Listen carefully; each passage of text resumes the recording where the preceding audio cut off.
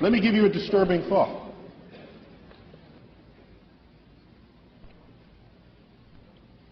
If you look at our closest genetic relative to human beings, it would be the chimpanzee.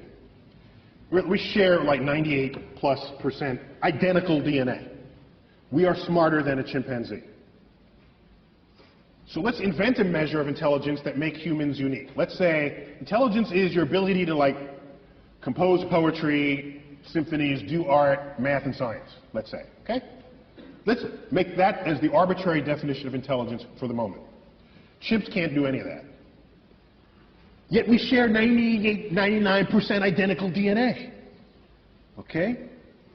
The most brilliant chimp there ever was maybe can do a little bit of sign language. Well, our toddlers can do that. Toddlers. So here's what concerns me deeply. Deeply. Everything that we are that distinguishes us from chimps emerges from that 1% difference in DNA. It has to, because that's the difference. The Hubble telescope, these grand, that's in that 1%. Maybe everything that we are that is not the chimp is not as smart compared to the chimp as we tell ourselves it is.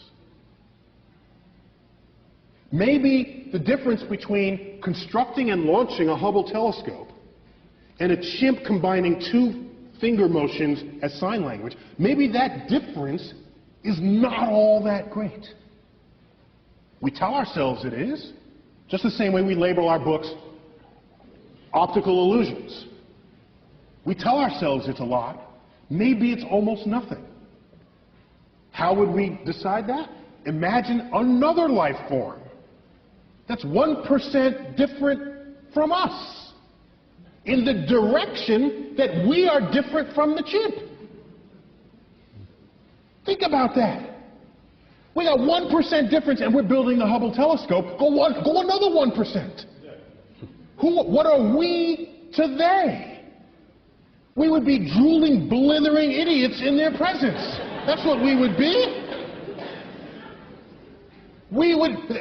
They would take Stephen Hawking and roll him in front of their primate researchers and say, well, this one is like the most brilliant among them because he can do sort of astrophysics in his head. Oh, isn't that cute? Little Johnny can do that too. Oh, that's so nice. Oh, in fact, Johnny just did that. Let me get it. It's on the refrigerator door. Here he is. He did it in his elementary school class.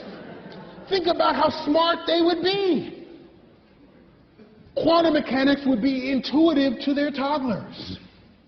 Whole symphonies would be written by their children and, like I said, just put up on the refrigerator door the way our pasta collages are on our refrigerator doors. So the notion that we're going to find some intelligent life and have a conversation with it? When was the last time you stopped to have a conversation with a worm? Or bird? Oh, well, you might have had a conversation, but I don't think you expected an answer, all right? So, we don't have conversations with any other species on Earth with whom we have DNA in common. To believe that some intelligent other species is going to be interested in us enough to have a conversation? They'll look at our Hubble telescope and say, oh, isn't that quaint? Look at what they're doing. So I lay awake at nights wondering whether simply we as a species are simply too stupid to figure out the universe that we're investigating. And maybe we need some other species, 1% smarter than we are, for which string theory would be intuitive, for which all the greatest mysteries of the universe, from dark matter, dark energy, the origins of life, and all the frontiers of our thought would be something that they would just self-intuit. I'm jealous of that possibility because I want to be around for those discoveries.